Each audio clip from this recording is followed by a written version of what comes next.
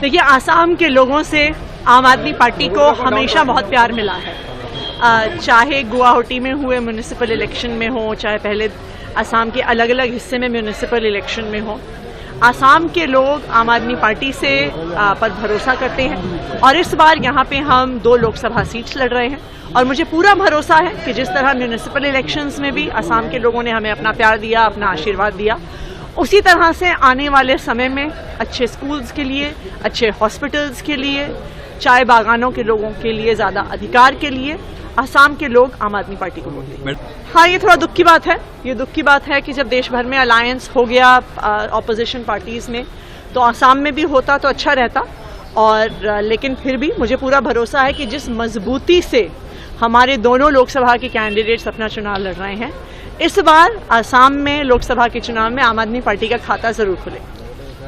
मेरे हिसाब से 3 या 4 महत्वपूर्ण मुद्दे हैं। सबसे पहली बात, जो आम आदमी पार्टी का हमेशा से ही सबसे बड़ा पॉलिटिकल एजेंडा रहा है, वो हाई क्वालिटी स्कूल्स का रहा है। आप आसाम में देखिए, पिछले कुछ सालों में 8,000 से ज़्यादा स्कूल बंद हो गए हैं।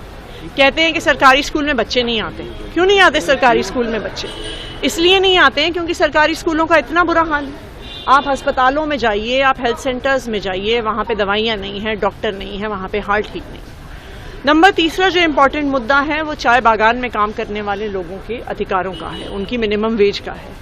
आज भी वहाँ पर चाय बागान में 250 रुपये महीने, 250 रुपये दिन के आधार पे पेमेंट होता है। आप दिल्ली में देखिए, दिल्ली की देश के हिसाब से हाईएस्ट मिनिमम वेज है। जब अरविंद केजरीवाल जी की सरकार मिनिमम वेज बढ़ा रहे थे, तो बीजेपी ने इतना विरोध किया, एलजी साहब ने इतना विरोध किया, हाई कोर्ट तक गया, सुप्रीम कोर्ट तक गया, लेकिन लड़ झगड़ के दिल्ली में हमने मिनिमम वेज बढ़ाया है। उसी तरह से आसाम में भी मिनिमम वेज चाय बागान के वर्कर्स के लिए बढ़ाया जाएगा। और चौथा, जो एक बहुत महत्वपूर्ण एजेंडा है आसाम के लिए, आम आदमी पार्टी CAA का पुरजोर विरोध करती है।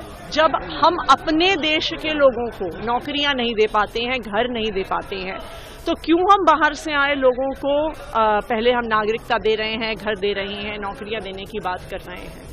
हमारे कल्चर का क्या होगा, हमारी भाषा का क्या होगा? तो ये हमारे इम्पॉर्टेंट मुद्दे रहेंगे आने वाले चुनाव में। और मुझे उम्मीद भी है, मुझे भरोसा भी है कि आसाम के लोग, डिब्रूगढ़ के लोग, सोनितपुर के लोग आम आदमी पार्टी पे अपना भरोसा बनाएंगे। देखिए, चुनाव से पहले जो स्कीम लॉन्च होती है, हमारे देश के हर वोटर को उसकी सच्चाई पता होती है कि आज चुनाव से 2 दिन पहले, 4 दिन पहले, 5 दिन पहले हेमंत बिस्वा शर्मा जी की सरकार आज तो आई नहीं है। अगर उन्हें वास्तविक तौर पे महिलाओं के लिए काम करना होता, गरीबों के लिए काम करना होता, तो उन्हें चुनाव का इंतजार करने की क्या जरूरत थी? वो पहले ही कर सकते थे। एक चुनी हुई सरकार में पार्टी स्कीम के आधार पे वोट मांग रही है, नई स्कीम के आधार पे वोट मांग रही है, इसका मतलब ही है कि उन्होंने कोई काम नहीं किया है। अगर उन्होंने काम किया होता तो अपने काम के आधार पर वोट मांगते। जैसे अरविंद केजरीवाल दिल्ली में जाके अपने काम के आधार पर वोट मांग रहे हैं, हेमंत बिस्वा शर्मा जी भी मांगते।